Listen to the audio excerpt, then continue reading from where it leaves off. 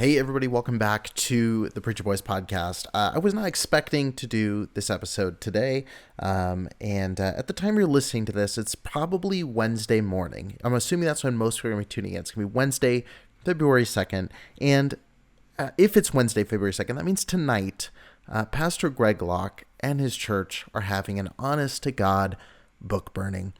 Now, look, I want to start this episode by saying this really quickly. I'm not recording this video for Greg Locke because here's the thing. This video is what Greg Locke wants, and I understand the game that he's playing. Greg Locke is coming from the school of outrage for clicks, outrage for views, outrage for attention. He's gone to the Donald Trump camp of doing that sort of thing. And so that's where he's coming from. So look, I know the game. I know by doing this video, I am participating in his stupid game. But here's the reality.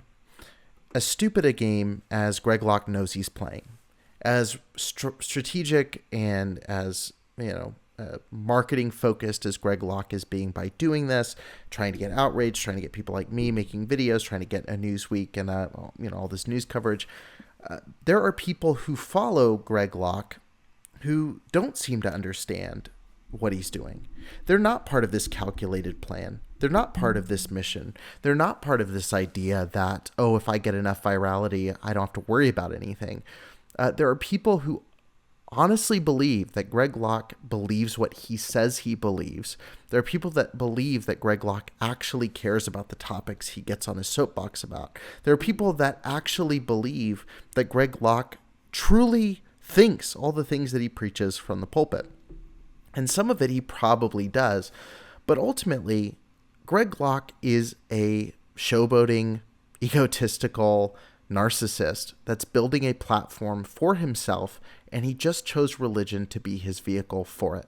So that's the truth about Greg Locke. But let's get into the topic of this book burning on its own. Let's talk about that. I posted about Greg Locke a few days ago because he went on a ridiculous rant in a tent meeting about autism being demonic. Now, I'm going to play that clip really quick so you have context for this because he mentions it in his video and his statement today. So I'm going to go ahead and play that and then we'll dive right back in. Now, don't get mad at me. I'm talking. We say things like this. Well, I just got OCD. You know why you do things that are out of the ordinary over and over and over and it ticks you off if it's not done? Because you have a spirit of oppression, that's why. You ain't got OCD. I knew a chick that used to wash her hands every 5 minutes all day long when she was awake until she literally washed skin off of her hands. Saved. Loved God. Baptized. Read the Bible. Went to church. Fasted. Prayed. You gonna tell me that's natural? That's supernatural oppression is what that is, and she needs deliverance. And a lot of times what we call stuff, it makes us feel better because it's the medical term, not the Bible term. Huh?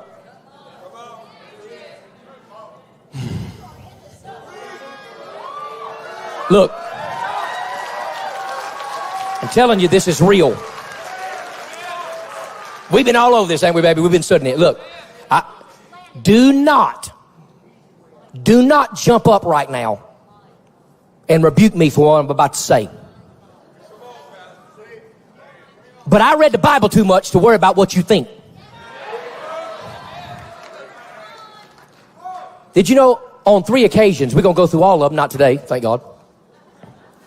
On 3 occasions, kids were brought to Jesus. Not of their own will, of their own volition, but by their parents. That had epileptic fits. Anger issues. Outbursts of emotion. And because we've called it possession, parents refuse to deal with it. Are you telling me my kid's possessed? No, I'm telling you, your kid could be demonized and attacked, but your doctor calls it autism.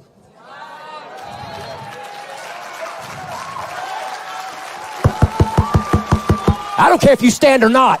I don't care if you leave or not. I'm telling you, there's deliverance in the name of Jesus Christ for your children and their children's children. There's deliverance in that. ain't no such diagnosis in the Bible. Jesus cast out that oppressing spirit, and the child was made whole that very hour, the Bible said. That very hour. That's what the Bible says. Now, I'm just figuring all this stuff out, so don't quote me on everything that I'm saying. I'm just saying, quote me on everything I'm saying. Yeah, so this is nothing new. For anybody that grew up within independent fundamental Baptist circles, for the most part, again, there's always going to be someone, oh, not me. For the most part, most of the teaching that you heard surrounding mental illness or mental health or any kind of learning disability or anything like that was usually framed under some kind of demonic attack, under some kind of result of sin. It was, I remember very clearly hearing people say that asylums were full of people who had demonic possession, misdiagnosed as schizophrenia. This is not new stuff. And Greg Locke comes from an independent fundamental Baptist background, and he hasn't changed. Sure, his music may have changed a little bit, or his affiliations may have changed a little bit, but Greg Locke is still through and through holding on to many of the same positions, if not all of the same positions that he held to when he was an independent fundamental Baptist. Functionally, he looks exactly the same, right down to the tent meeting filled with brain-dead yes men who will shout amen to statements like what he just said in the middle of a conference. So that video was released, and Greg Locke, who is chasing the high of being a media highlight and a media superstar, decided to host a book burning, an honest-to-God book burning at his church. Again, this is nothing new. I think a lot of people who are commenting on this who didn't grow up inside religious circles are looking at this and going, wow, this is crazy. How does someone do this? This is not a new thing. This is very popular. This happened quite a bit in a lot of different churches. And yeah, it's nothing new. But he's hosting a book burning. He posted on Facebook today, and I shared the post over to the Preacher Boys podcast Facebook page. And this was the statement that he made. He said, as I mentioned during my Sunday sermon, we will be having a massive burning at the end of our Wednesday night message this week. We will be in our continued series on deliverance from demons. So again, this is all in the context of what he just preached about autism. And he is putting them into these categories that would say that, they're demonically possessed. So that's where he's approaching this from, which is disturbing considering how many people in this country have autism, have OCD, have all these different things. It's ridiculous that he would approach it in this manner. He says, we have stuff coming in from all over, we're burning. We're not playing games. Witchcraft and accursed things must go in. In Acts 19, they brought their sorcery and demonism and burned it. We're well aware of what we are stepping into. Bring it all. Stop allowing demonic influences into your home. I said it from the stage. I'm saying it here. Anything tied to the Masonic Lodge needs to be destroyed. It's a satanic cult, no matter what your master mason, fish frying grandfather told you. Bring all your Harry Potter stuff. Laugh all you haters. I don't care. It's witchcraft 100%. And the reason he says laugh all you haters is because the more haters there are, the more attention he gets. And I know, I'm well aware, I'm fueling that right now. But again, there's people, hundreds of people commenting who agree with this, who don't read into this, who don't see what he's doing. So again, maybe I'm playing into Greg Locke's hand a little bit, but I think people need to hear this talked about and hear this discussed and think about it. Put on your thinking cap and really think about this. He says, all your Twilight books and movies, that mess is full of spells, demonism, shapeshifting, and occultism. You're giving Twilight way too much credit. Bring tarot cards, Ouija boards, healing crystals, idol statues, spell books, and everything else tied to the occult. It's got to go. If you think we're crazy, then scroll on. We're exposing the kingdom of darkness for what it is. It's time for people to be delivered. We've had people on Hip Mount Juliet, which isn't surprising. They hate truth and have loads of witches that can't help themselves, but they're wanting a group to come to the church, break out their witchcraft, and open their Ouija boards while we celebrate. Well, hear me. You're welcome to, but I promise I'll pray over each of you. Snatch that evil garbage right out of your hands and burn it right in front of your face. That's very interesting legally how he would do that. Will not tolerate witchcraft and will not be compromising with devil worshippers. Everyone's welcome, but this is global vision. We don't do things like the church down the road or the one you grew up in. You do it exactly like them. We can't unsee the miracles that are happening around us. It's time to break covenant with the devil and grow in the Lord. Get there early. It's going to be absolutely amazing. He posted a picture of a bonfire. And, I couldn't resist. So I commented on the post and said, just like the Nazis. Oh, wait. And I ended up sharing this post over to the Preacher Boys podcast page, which has been blowing up nonstop since, with people who agree with this post and also people who see it for what it is. Now, look, I drew the Nazi comparison, and I think Nazi comparisons are some of the laziest comparisons you can make when looking at this stuff. But I'm not talking about the racism of Nazis. I'm not talking about the ideology of Nazis. But when it comes to burning books, it is the same philosophy. It is getting people to not have access to other information. And this is a big problem. Any kind of totalitarian group, if you look at the bite model from Stephen Hassan, just Google that, the bite model from Stephen Hassan. One of the things that is a mark of an unhealthy authoritarian group is thought and information control. Thought and information control. When you are keeping people from looking at outside perspectives, there is something dangerous happening. This is a discussion that's been happening nationally here for the last couple of days over this Joe Rogan situation. And look, I don't want to get into the politics. I don't want to get into the COVID situation right now. But I have to sit back and look at these discussions and go, we shouldn't control what people say. Allow people to say what they believe, have discourse, and then the person who listens makes a choice whether to take that information and apply it to themselves or not.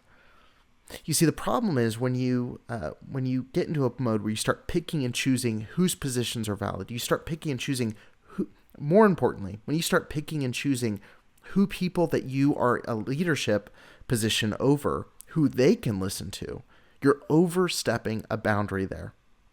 And so, the fact that independent Baptist churches, the fact that a Greg Locke are going to have book burnings and literally burn things that would disagree with their position is a really scary thing. It may not be scary if you disagree with all the things that are being burned. It may not be scary for you, but if it was flipped around, that's a really frightening proposition. And it usually doesn't mean anything good about the leader who is hiding this information from people.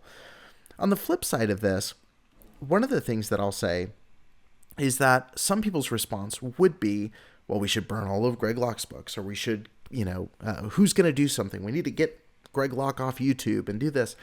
On the flip side, I think Greg Locke sharing these positions is a good thing. I think Greg Locke getting a microphone to talk about this trash is a good thing because people can hear the things that he's doing and it speaks for itself. The issue is when you take someone like a Greg Locke, you take someone like a Josh Feuerstein, you take someone who is completely radicalized and you remove them from their platforms, or you start getting into conversations about banning and censoring them, all you're doing is confirming what they say is true, is that people are going to persecute you, people are going to come after you, you are fueling an outrage machine. And so I want to speak to both sides of that because I think the instant reaction when we see this post is to go, okay, how do we get rid of Greg Locke? I think that's a lot of people's responses. But if you really think about it, the best argument against a Greg Locke is to allow him to speak for himself because people need to really think about what he's saying.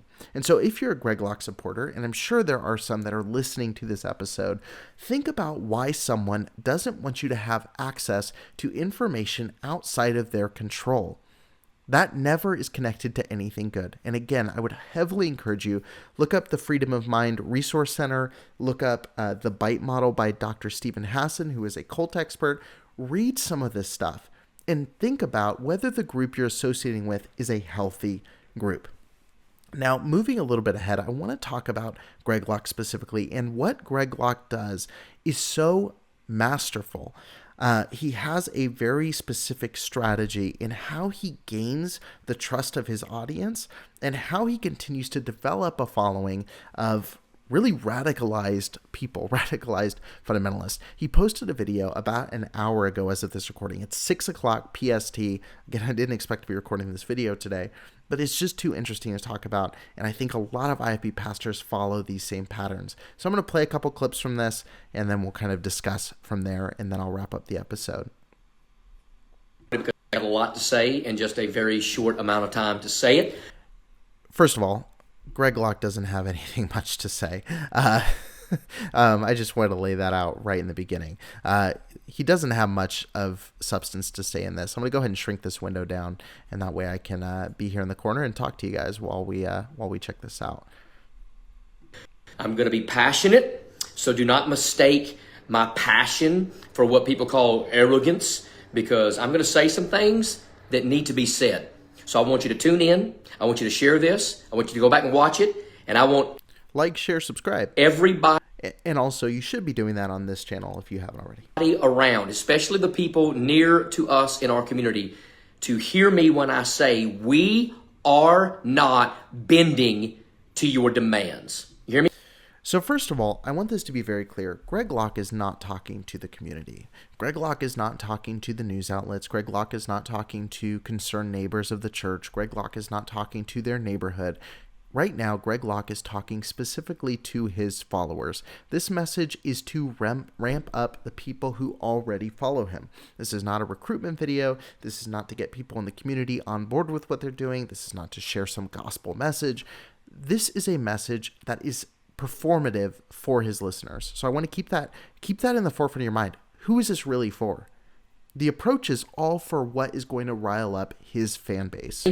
I never would have thought that a month or so ago, when I started preaching on deliverance from demons and what it means to be delivered in the mighty name of the Lord Jesus Christ, which is still true, I never would have thought that we would have not only opened a window in heaven, but lifted a lid in hell. I'm telling you, every demon you could imagine has come against our church, has come against me and my family. The threats have been unreal. The news media has been unreal. It has been unbelievably ridiculous, but it is par for the course.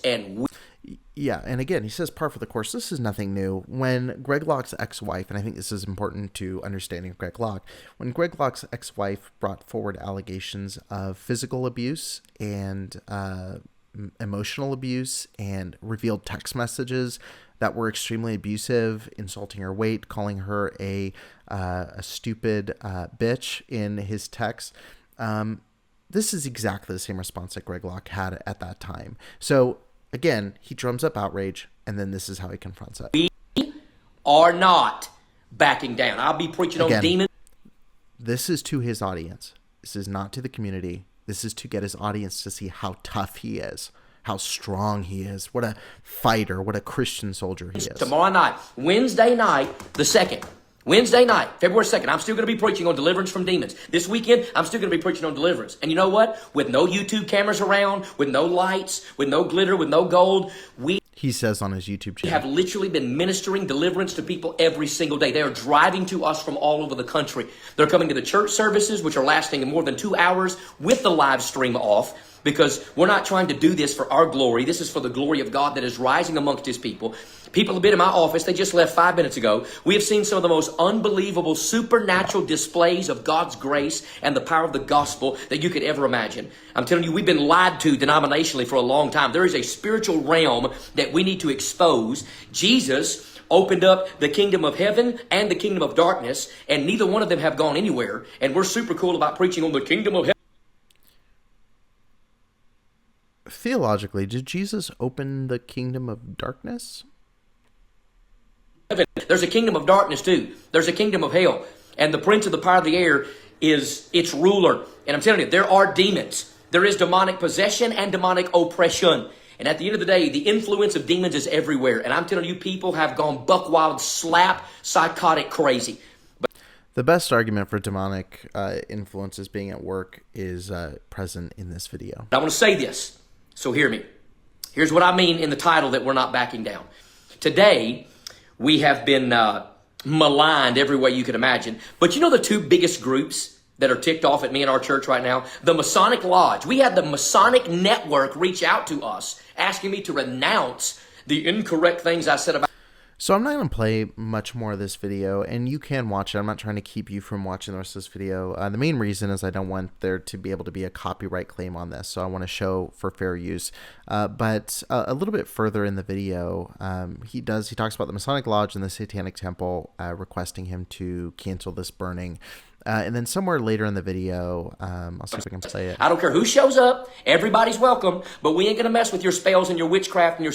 Yeah, I don't know where it is right now. And again, I don't want Greg Locke to post a copyright claim on this video. But later on in the video, and please do go watch the full video. There's a link to it in the show notes of this episode. Definitely go check it out. But in the video, he talks about the fire department and different people reaching out. And his statement is just like, we are not going to stop this. We are going to do this. We are going to do this. And one of the things he says, and I wish I could have found it when I was scrolling through, is the fire department talks about, first he draws a line between the Satanic Temple and the Masonic Lodge. And then he talks about the fire department, being concerned about the burn and that he could be fined hundreds, thousands of dollars. I want you to pay attention to that, because what I predict is going to happen, and this is purely opinion and commentary based on what I've seen happen a billion times in so many different churches, is that he's already anchoring people's expectations that something bad is going to happen. And what's going to happen is, if something bad does happen, with how incendiary he is, it's very possible that he could antagonize someone where something bad could happen. I'm hoping not, because what's going to happen in the event that someone does get antagonized to the point they take action and try to put a stop to this or try to shut it down, Greg Locke is going to say, see, I predicted that this would happen in the beginning of this conversation. So in the conversation with the fire department, Greg Locke says, I will write a blank check, find me tomorrow, and you can find me whatever it is. Whether it's $100, $500, $50,000, you can find me anything. The reality is, while to his followers, and if you're a follower still watching, and I'm sure there still are, if you're a follower watching this, think about what he's doing. He's preparing you for this to happen. So when he does get fined, who's going to pay that fine? It's not going to be Greg Locke. It's going to be his followers who are, quote, driving in from all over the country, who see this man getting persecuted, getting, quote, demonically attacked. And he's going to ask you to open up your wallet and help pay this fine to protect the gospel, or whatever spin he puts on it in some kind of ranty video just like this. And so, again, this is all very performative religion. This is very performative. It's to get his own base riled up and more radicalized to follow him. This is not for the community. This is not for the spread of some holy mission. This is all about this narcissistic ego that he's building up, and he's using the vehicle of a church to do it. There's a lot of people that do it. Some are a little bit stealthier than a Greg Locke, but I think he's found an approach that really works. So I'll hopefully not have to do any follow-ups about anything crazy that's said at this bonfire, but it's possible. I didn't want to talk about Greg Locke at all, but this is something that obviously a lot of people are interested in. There's a lot of people that support Greg Locke and don't see an issue with what he's doing.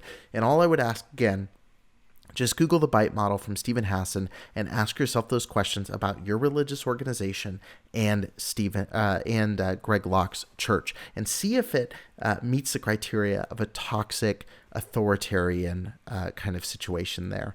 But anyway, this is the Preacher Boys podcast. If you're new to the show, welcome. Please subscribe and wherever you're at, and be sure to check out more episodes. I really appreciate you listening, and don't burn your books. Books are a good thing. It's great to hear other perspectives, and it's great to open our mind to other opportunities to learn and see new perspectives and develop empathy with other people. But until the next episode, my name is Eric Skwarczynski, and this is the Preacher Boys podcast.